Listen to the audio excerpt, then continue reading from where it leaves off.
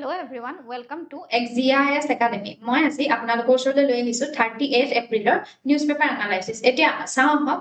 38 এপ্ৰিলত কি news article আছিল যিবিলাক আমাৰ এক্সাম পইণ্ট অফ ভিউ পৰা ইম্পৰ্টেন্ট হ'ব। তাৰ আগতে মই আপোনালোকক জনাবলৈ বিচাৰিছো যে আমাৰ XGIS Academy আপোনালোকৰ ওচৰলৈ লৈ আহিছে APSC আৰু UPSC CSC বাবে ক্লাसेस যত আপোনালোকক প্ৰিলিমছ মেইনছ আৰু ইন্টাৰভিউ লৈকে গাইডেন্স দিয়া হ'ব। লগতে থাকিব expert faculty and mentorship, comprehensive study material, regular test series and evaluation কৰা হ'ব।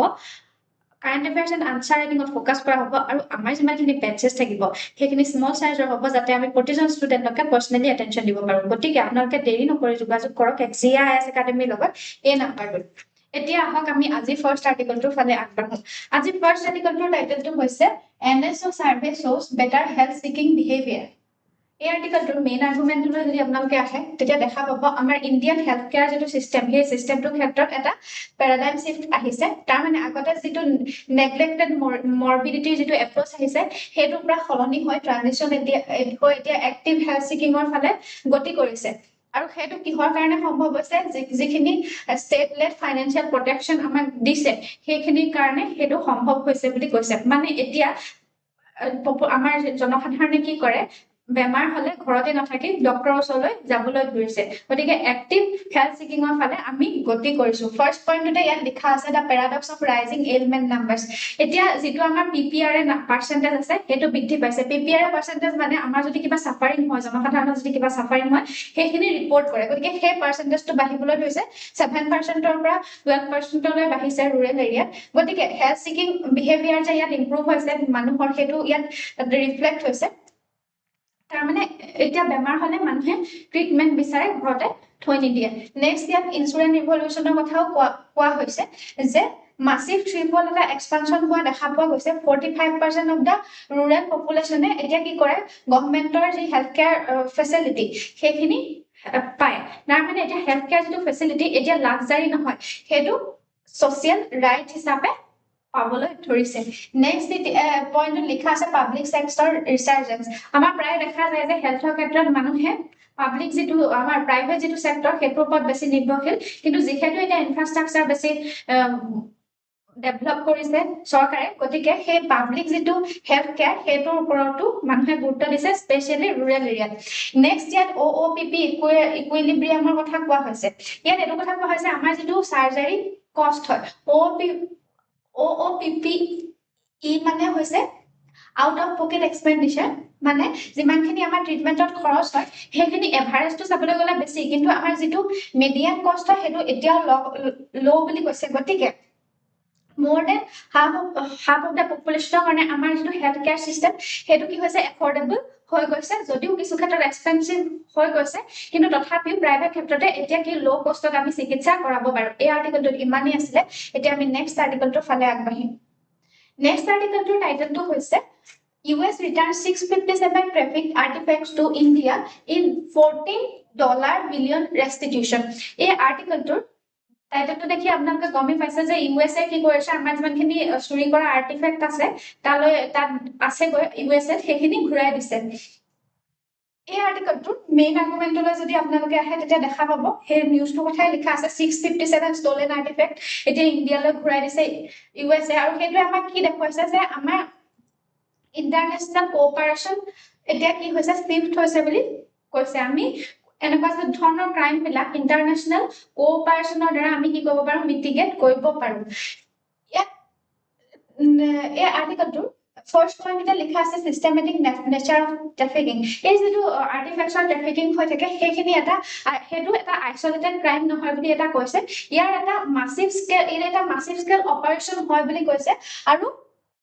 এটা সফিষ্টিকেটেড নেটৱৰ্কে ইয়াক কি কৰে চলাই থাকে বুলি কৈছে। এনেকুৱা মানুহ এজনৰ নাম দিছে সুভাষ কাপুৰৰ নিচিনা ফিগাৰৰ কথা কৈছে ইয়াত যে কৈছে যে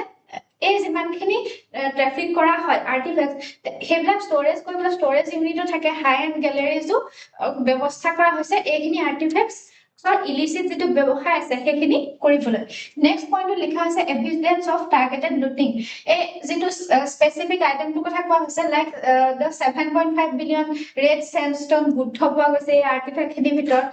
ফিজিক্যাল আৰু সেইবিলাকে কি দেখাইছে যে আমাৰ যেটো যিমানখিনি আৰ্টিফেক্ট আছে সেইখিনি অৰিজিনাল সাইটৰ পৰা ঠাইলৈ যোৱা হৈছে মানে ফিজিক্যাল ডেমেজ কৰা হৈছে অৰিজিনেল সাইটটো আৰু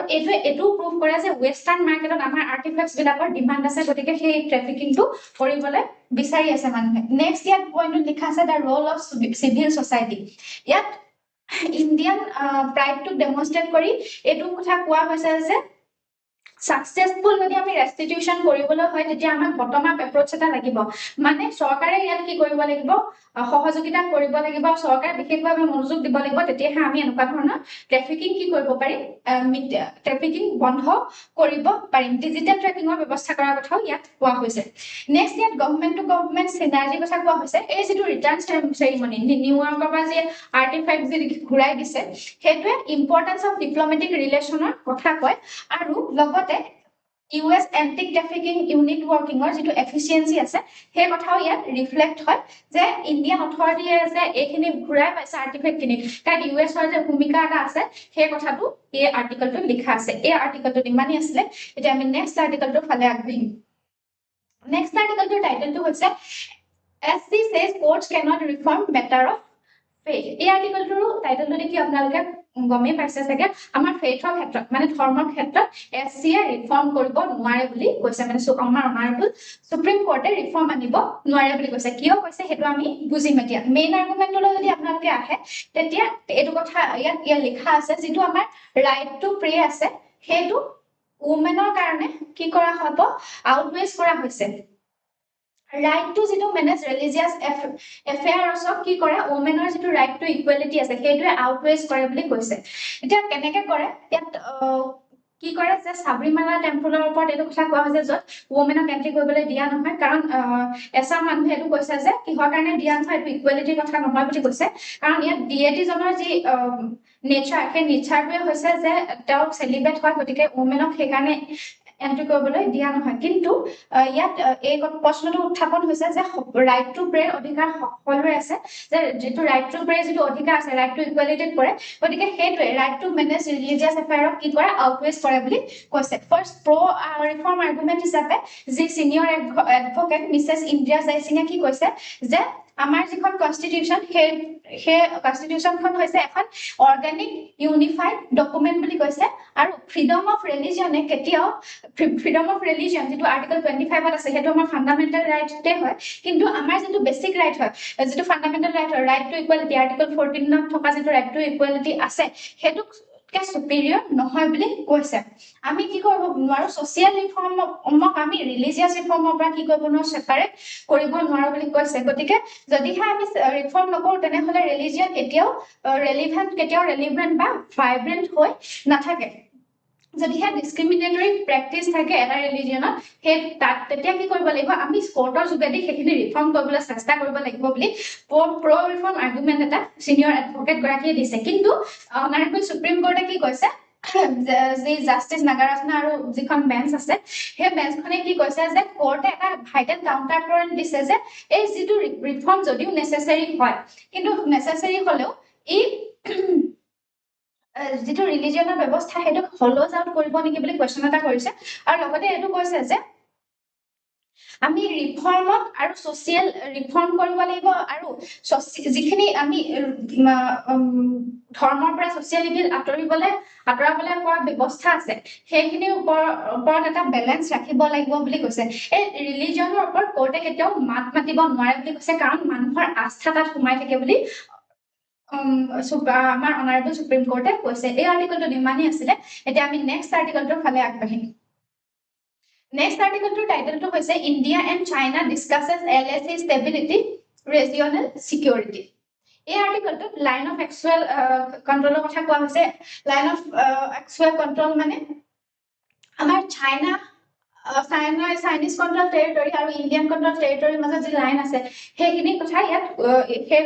লাইনটোৰ কথা ইয়াত কোৱা হৈছে ইয়াত মেইন আৰ্গুমেন্টলৈ যদি আপোনালোকে আহে তেতিয়া ইণ্ডিয়াৰ এটা ডুৱেল ট্ৰেক যে এপ্ৰোচ লৈছে সেই কথাটো আপোনালোকে গম পাব আৰু ইয়াত কি কৰিছে ইণ্ডিয়াই যেটো মাল্টিলেটাৰেল ফৰাম হেতু মেনেজ কৰিছে while strictly addressing bilateral grievances first point to ইয়াত কোৱা হৈছে the primacy of border peace India যি আমাৰ ইণ্ডিয়াৰ যিটো পইণ্ট অফ ভিউ সেইটোত কি কয় যে ইণ্ডিয়াই কি কৈছে যে আমাৰ যি ষ্টেট অফ বৰ্ডাৰ আছে সেইখিনিত পিচ কেনেকৈ মেইনটেইন হ'ব যাতে আমি যদি আৰ্মি লৈ তাত থাকোঁগে বা ফ'ৰ্চ লৈ পেলাই তাত থাকোঁগে তেতিয়া পিচ মেইনটেইন নহয় গতিকে ডি এছকেলেশ্যন আৰু ডি এংগেজমেণ্টৰ প্ৰয়োজন আছে দুয়োখন দেশৰ মাজতে নেক্সট ইয়াত টেৰৰিজিম আছে গ্ল'বেল পাৰায়াৰ কথা কৈছে যে এই যিমানখিনি প্ৰব্লেম হৈছে আমাৰ টেৰৰিজিমৰ ফলত ৰেডিকেলিজিমৰ ফলত হৈ আছে কৈছে আৰু ই টেৰৰিজিম এটা বিগেষ্ট ডিসৰাপ্টৰ বুলি কৈছে গতিকে এই যিটো গুড ভাৰ্চেছ বেড টেৰৰিজিমৰ কনচেপ্ট আছে সেই কথাটো ইণ্ডিয়াই বিলিভ নকৰে আৰু টেৰৰিজিম ইজ টেৰৰিজিম বুলি কৈছে আৰু সেই সব টেৰৰিজিমে বেডে হয় বুলি কৈছে গতিকে সেইখিনি আঁতৰাবলৈ আমাৰ এটা কি লাগিব লাগে ইউনিফাইড এপ্ৰ'চ লাগিব নেক্সট ইয়াত পইণ্টটোত লিখা আছে ডাইভাৰ্চিফিকেশ্যন অফ ডিফেন্স পাৰ্টনাৰ্ছ এতিয়া চাইনাই যদিও চেলেঞ্জ ইণ্ডিয়াৰ কাৰণে ইণ্ডিয়াই কি কৰিছে SCOৰ যিটো প্লেটফৰ্ম সেইটোক ইউজ কৰিছে যাতে চেণ্ট্ৰেল এছিয়ান ৰিপাব্লিক যেনেকে কিৰ্গিস্তান বা কাজাকিস্তানৰ লগত এটা টাইজ মেইনটেইন কৰিব পাৰে লগতে ট্ৰেডিশ্যনেল এলাইজ ৰাছিয়াৰ লগতো এটা টাইজ মেইনটেইন কৰা হৈছে যাতে ইণ্ডিয়াৰ যিটো ৰিজনেল ইনফ্লুৱেঞ্চ আছে সেইটো বৰ্তি থাকে এই আৰ্টিকলটোত আমি নেক্সট আৰ্টিকলটোৰ ফালে আগবাঢ়িম নেক্সট আৰ্টিকলটোৰ টাইটেলটো হৈছে হেড স্পীচ ষ্টেমছ ফ্ৰম আছ ভাৰ্চেছ দেম মাইণ্ডছেট চেজ সুপ্ৰিম কোৰ্ট এই আৰ্টিকলটোত টাইটেলটো দেখি আপোনালোকে গম পাইছে যে আমাৰ অনাৰেবল সুপ্ৰিম কোৰ্টে হেড স্পীচৰ ওপৰত এটা অপিনিয়ন দিছে মেইন আৰ্গুমেণ্টলৈ যদি আপোনালোকে আহে তেতিয়া দেখা পাব ইয়াত কি কৰিছে এটা জাজমেণ্টত এই কথাটো দেখুৱাইছে যে আমাৰ এটা যে ডিষ্টিংশ্যন আছে এক্সিষ্টেঞ্চ অফ ল আৰু এনফৰ্চমেণ্ট অফ ল মাজত সেই কথাটো ইয়াত ডিষ্টিংশ্যনটো দেখুওৱা হৈছে এই যে হেড স্পীচৰ যিটো কনচেপ্ট আছে সেই কথাটো কি কৈছে যে সুপ্ৰিম কোৰ্টে এইটো লেজিছলেটিভ ভেকুৱাম নহয় বুলি কৈছে এইটো কিহৰ কাৰণে হেড স্পীচ দিয়ে বুলি কৈছে যে কাৰণ আমাৰ এক্সিকিউটিভ যি মেচিনাৰী আছে সেইটো ফেইল হৈ গৈছে সেইকাৰণে হেড স্পীচৰ সংখ্যা দিনে দিনে বাঢ়ি গৈছে বুলি কৈছে গতিকে কোৰ্টে কিহৰ ব্যৱহাৰ কৰিব লগা হয় জুডিচিয়েল ৰেষ্ট্ৰেণ্টৰ ব্যৱহাৰৰ জৰিয়তে আমাৰ যি হেড স্পীচ কণ্ট্ৰল কৰিব লগা হয় বুলি কৈছে নেক্সট সাবষ্টেন্টিভলি কোৰ্টে এইটো কৈছে যে হেড স্পীচক কিহৰ লগত লিংক কৰিছে ইৰ'জন অফ কনষ্টিটিউচনেল বিলংগিং যদি হেড স্পীচ দিয়া হয় কোনো এটা কমিউনিটিৰ এগেইনষ্টত তেতিয়া কি হয় আমাৰ কনষ্টিটিউচনেল যিমানখিনি বিলংগিং আছে সেইখিনিকে ইৰ'ড কৰা হয় বুলি কৈছে কাৰণ এখন ৰিপাব্লিকক প্ৰত্যেকজনে ইকুৱেল ষ্টেক হোল্ডাৰ হিচাপে থাকে যদিহে কাৰোবাক বেয়াকৈ কোৱা হয় সি ডিগনিটিত হাৰ্ম কৰে আৰু ডিগনিটিত হাৰ্ম কৰাৰ লগে লগে আমাৰ কি হয় আমাৰ যিমানখিনি ৰাইটছ থাকে সেইখিনি কনষ্টিটিউচনেল ৰাইট থাকে যেনে বা ফাণ্ডামেণ্টেল ৰাইট থাকে সেইখিনি ভায়লেট হয় গতিকে কনষ্টিটিউচনৰ যি বিলংগিং থাকে কনষ্টিটিউচনেল বিলংগিং থাকে সেইখিনি ইৰ'জন হয় নাইকিয়া হৈ যায় বুলি কৈছে এই আৰ্টিকলটোত ইমানেই আছিলে এতিয়া আমি নেক্সট আৰ্টিকলটোৰ ফালে আগবাঢ়িম নেক্সট আৰ্টিকলটোৰ টাইটেলটো হৈছে Jaishankar speaks with Araghchi days after BRICS logs them আমাৰ ফৰেন মিনিষ্টাৰ এছ জয়শংকৰে কাৰ লগত কথা পাতিছে ইৰাণৰ যি তেওঁ কাউণ্টাৰ পাৰ্ট আছে সৈয়দ আব্বাছ আৰাগাছি ফৰেন মিনিষ্টাৰ তেখেতৰ লগত এটা ডাইলেক্ট হৈছে আৰু সেইটোত কি হৈছে সেইটোকে এই আৰ্টিকলটোত কি পাতিছে তেওঁলোকে সেইটোকে এই আৰ্টিকলটোত কোৱা হৈছে মেইন আৰ্গুমেণ্টটোলৈ যদি আপোনালোকে আহে তেতিয়া দেখা পাব যে ইয়াত ব্ৰিক্সৰ যি ডিপ্ল'মেটিক ফ্ৰিকশ্যন সেইটো কথা কোৱা হৈছে যে ব্ৰিক্সত এতিয়া এনেকুৱা মেম্বাৰ কাণ্ট্ৰি আছে যি যাৰ অপিনিয়ন ইখন দেশৰ অপিনিয়ন সিখন দেশৰ লগত নিমিলে কাৰণ ব্ৰিক্সত ইৰাণো আছে আৰু UAEও আছে এতিয়া যিহেতু ৱেষ্ট এছিয়াত কনফ্লিক্ট চলি আছে গতিকে UAE আৰু ইৰাণ অপজিট ছাইডত আছে গতিকে ব্ৰিক্সৰ এতিয়া যদি সামিট পাতিবলৈ হয় তেনেহ'লে প্ৰত্যেকখন দেশকে এখন ষ্টেজত অনাটো কি হ'ব ডিফিকাল্ট হ'ব বুলি কৈছে আৰু সেইকাৰণে এই আলোচনাটো হোৱা দেখা পোৱা গৈছে ফাৰ্ষ্ট পইণ্টটোতে দ্য ডেভেলপ অফ দ্য ইণ্টাৰেষ্টৰ কথা কোৱা হৈছে যে যি ব্ৰিক্সৰ ফেইলিয়ৰ সেইটোৱে কি কৰে আমাৰ ইয়াত যে আইডিঅলজিকেল যে ৰিফ্ট হৈছে সেই অৰ্গেনাইজেশ্যনটোত সেই কথাটো ইয়াত কোৱা হৈছে তাৰপিছত এই কথাটো কোৱা হৈছে যে ৱেষ্ট এছিয়াৰ যি কনফ্লিক্ট আছে সেই কনফ্লিক্টৰ ফলত যে এই ৰিফ্টটো আহিছে সেই কথাটো ইয়াত কোৱা হৈছে নেক্সট ইণ্ডিয়াৰ বেলেঞ্চিং এক্টৰ কথা কৈছে কাৰণ নিউ দিল্লীয়ে এটা বেলেঞ্চিং এক্ট দেখুৱাইছে কাৰণ কিয় নিউ দিল্লী ইজৰাইলৰ লগতো ভাল সম্পৰ্ক আৰু ইফালে ইৰাণৰ লগতো এটা সম্পৰ্ক মেইনটেইন কৰিব লাগে গতিকে সেই বেলেঞ্চিং এপ্ৰ'চ এটা লোৱা দেখা যায় ৰাছিয়াৰ ৰোলটোৰ কথাও ইয়াত কোৱা হৈছে যে ৰাছিয়া গ্ল'বেল লিষ্টৰ এটা মেজৰ প্লেয়াৰ গতিকে ব্ৰিক্সৰ যিটো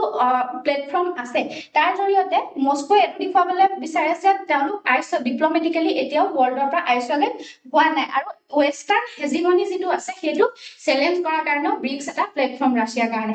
নেক্সট পইণ্টটো হৈছে দ্য কুৱেষ্ট ফৰ ৱৰ্কেবল ফ্ৰেমৱৰ্ক এতিয়া ইৰাণৰ যি এক্টিভ ছাটল ডিপ্ল'মেচি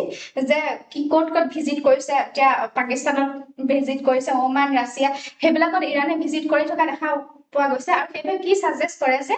ইৰাণৰ আৰ্জেন্ট নিড আছে এতিয়া for regional security architecture that does not rely solely on western intervention যে western interventionৰ ওপৰতে যাতে solely ইৰাণে ৰিলাই কৰিব লগা নহয় এই আৰ্টিকলটোত ইমানেই আছে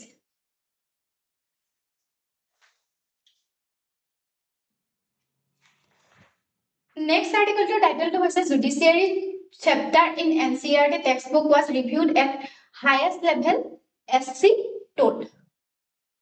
এতিয়া অলপ দিনৰ আগতে এটা কন্ট্ৰভাৰ্সি হৈছিল যে এনসিআৰটি যিখন ক্লাছ 8ৰ কিতাপ আছিল সেইখনত কি কৰা হৈছিল সুপ্ৰিম কোৰ্টৰ বিৰুদ্ধে এটা কন্ট্ৰভাৰ্সিয়াল কমেন্ট তাত এড কৰা হৈছিল যে সুপ্ৰিম কোৰ্ট কৰাপ্ট হয় বুলি আৰু সেইটো লৈ কি হৈছে এনসিআৰটি কেইজনমান মানুহক কি কৰা হৈছিল ব্ল্যাক লিষ্ট কৰা হৈছিল পাব্লিক সাৰ্ভিসৰ পৰা সেই কথাটোকে এই আৰ্টিকলটোত লিখা আছে মেইন আৰ্গুমেন্টটো যদি আপোনালোকে আহে তেতিয়া দেখা পাব ইয়াত কি ডিসপিউট হৈ আছে কিহৰ মাজত এট্ৰিবিউশন অফ ৰেসপন্সিবিলিটি ভাৰ্সেস ইনষ্টিটিউশনাল প্ৰসেছৰ মাজত এই যেটো কন্ট্ৰভাৰ্সিৰ কাৰণে কি কৰা হল বহুত কেইজন ব্যক্তিক কি কৰা হল যে সাসপেন্ড কৰা হৈছে আৰু তেওঁলোকক পাব্লিক সাৰ্ভিসৰ পৰা ব্ল্যাকলিষ্ট কৰা হৈছে কিন্তু কাউন্টাৰ আৰ্গুমেন্ট হিচাপে এটো কৰা হৈছে যে কেইজনমান ব্যক্তিয়ে এই যেটো কন্ট্ৰভাৰ্সি তাত কি হৈ থকা নাই জড়িত হৈ থকা নাই এটো এটা মাল্টি টায়াৰ্ড আৰু কোলাবৰেটিভ এপ্ৰোচ বুলি কৈছে কোনোবাই যদি সেই কিতাপখন লিখে কিতাপখন হেতু কি কৰিবলৈ স্যাংশন কৰিবলৈ এখন কমিটি থাকে আৰু কমিটি স্যাংশন কৰা ফলতহে এটো কি কৰা হয় যে হেখন কি কৰা হয় পাবলিশ কৰা হয় গতিকে হে পাবলিশ কৰাৰ লগে গোটেই ইনষ্টিটিউশনটোৱে হে কিতাপ এখনৰ লগত জড়িত হৈ থাকে গতিকে কোনোবা কেইজনমান ব্যক্তিক স্কেপগট সজোৱাতকৈ ইয়াত কি কৰা হৈছে এটা ৰেসপন্সিবিলিটি লবলৈ কোৱা হৈছে এনসিআৰটি বৰ্ডক ইয়াত কি কোৱা হৈছে এনসিআৰটি এটো ডিস্টিংশন এটো দেখুৱা হৈছে যে অথৰিটেৰিয়াল ৰেসপন্সিবিলিটি আৰু ইভালুৱেটিভ যেটো ৰেসপন্সিবিলিটি আছে সেই দুটাৰ মাজত ডিস্টিংশন দেখুৱা হৈছে আৰু হেতু কি কোৱা হৈছে ফান্ডামেন্টাল বন অফ কন্টেনশন বুলি কোৱা হৈছে এই আৰ্টিকলটোত ইমানেই আছিল এতিয়া আমি নেক্সট আৰ্টিকলটোৰ ফালে আগবাঢ়িম Next article to title to was the increasing coverage growing distress. এই আৰ্টিকলটোত যে আমাৰ যি হাউসহোল্ড সোশিয়াল কনজাম্পশন হেলথৰ ক্ষেত্ৰত হেতুৰ ক্ষেত্ৰত এটা সেভিয়াৰ যে কনসাৰ্ন আহি পৰিছে বা ওয়াইডাৰ ডিসকাশন এটাৰ প্ৰয়োজন আছে সেই কথাটো ইয়াত কোৱা হৈছে মেইন আৰ্গুমেন্টটো লৈ আহিলে আমি দেখা পাম যে যদিও আমাৰ হেলথ ইন্সুৰেন্সে বেছিভাগ মেডিকেল যিমানখিনি আমাৰ প্ৰবলেম হয় কিনি কভাৰ কৰে কিন্তু হি অটোমেটিক্যালি আমাক কি কৰে